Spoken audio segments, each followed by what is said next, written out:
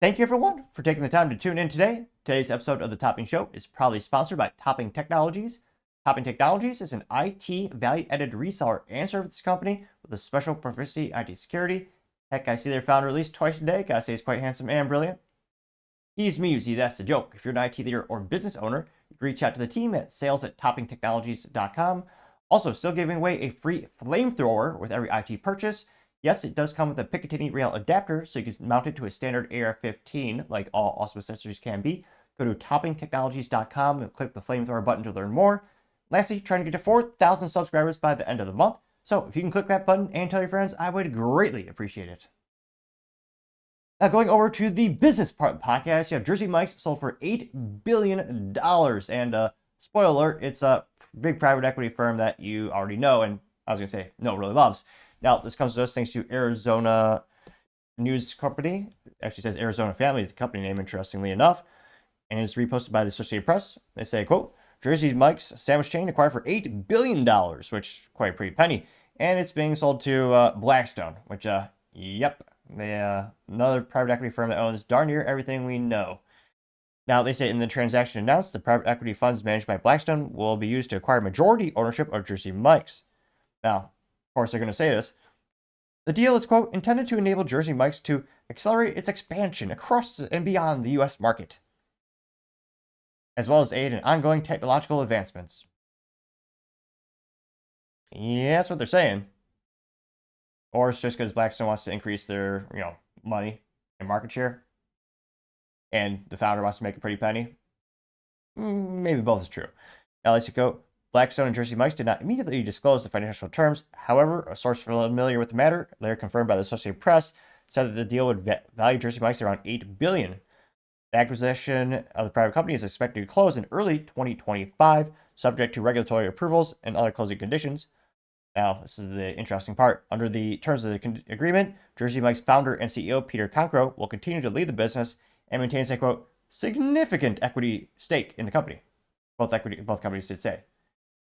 Yes, but the big part is significant. Yeah, that's not very quantifiable at all. Well, I guess it is in one regard. It ain't 51%. Again, a majority, the controlling share, is now Blackstone. So pretty much all decisions for the company is going to have to get the approval of the new parent company, the new owner. Now, final business facts about the business. They say that, quote, Jersey Mike's roots back to 1956 with a Point Pleasant, New Jersey storefront location that was originally called Mike's Subs. In 1975, Cancro, then a 17-year-old high school senior who had worked there since he was 14, bought the operation with the help of his football coach. The chain expanded rapidly over the past decade, more than tripling its locations. Wow, from 857 stores in 2014 to more than 2,800 stores this year, according to Technomatic, a restaurant consulting company. Now, even more impressive is the revenue, which, again, revenue isn't profit, but still, who would have thought it was a billion-dollar business? Subs. Now, they say, quote, Jersey Mike's posted sales of $3.3 billion in 2023, which is up 25% prior the year before.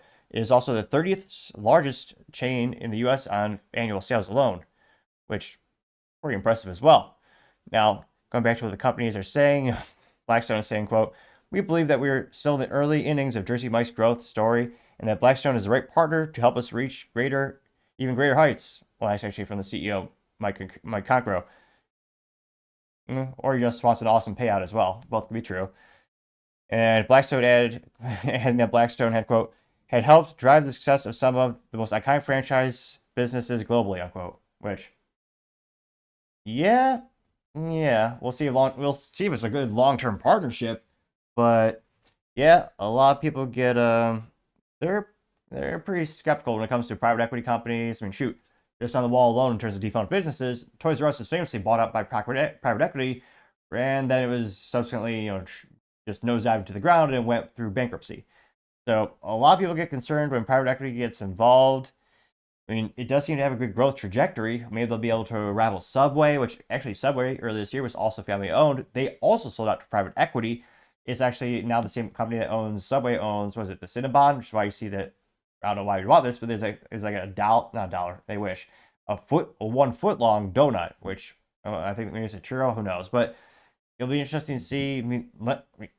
Jersey Mike's, I'm sure, is good. I don't think I've been there in over a decade, but Let me know in the comments. When's the last time you actually saw Jersey Mike's? Were you impressed with them? I mean, they've gone pretty viral past couple years with a couple of endorsements, celebrities, and well, shoot, I always think it was kind of hilarious. They had the Danny DeVito, endorsement, not endorsement, but the commercials. It was such a lost business opportunity where, I mean, a lot of people know Danny DeVito, not just, his great acting on silver screen, but, I mean, he's iconic from It's Always Sunny in Philadelphia, where, I mean, one of the big jokes in the show is him and Charlie eat cat food because, well, they just live in pretty much a dilapidated home. They think they have to. And I just thought it'd be so much funnier if they had a commercial with Danny DeVito. Granted, they'd have to pay royalties to It's Always Sunny, but somehow incorporate him being like upset at the restaurant, be like, "What do you mean there's no cat food?" or something like that. I mean, the fact that they didn't incorporate that into the marketing campaign is so, I don't know, such a lost opportunity. But let me know, have you been impressed with their quality? Have you gotten other subs lately? And do you think this will be a good development for the company? Or, I mean, do you think it could just spell disaster? Let me know what your thoughts are, because as always, be fascinated to hear what you have to say. Thank you, everyone, for taking the time to tune in. Again, trying to get to 4,000 subscribers by the end of the month, so if you can click that button, I would greatly appreciate it. Also, give me a thumbs up, thumbs down, or comment. It's a great way to give me some additional feedback, letting me know how I can make the show better and better. Lastly, don't forget to take time to tell your family, tell your friends, tell your coworkers, heck, tell your enemies, tell anyone and everyone. Just stay safe, fight the good fight.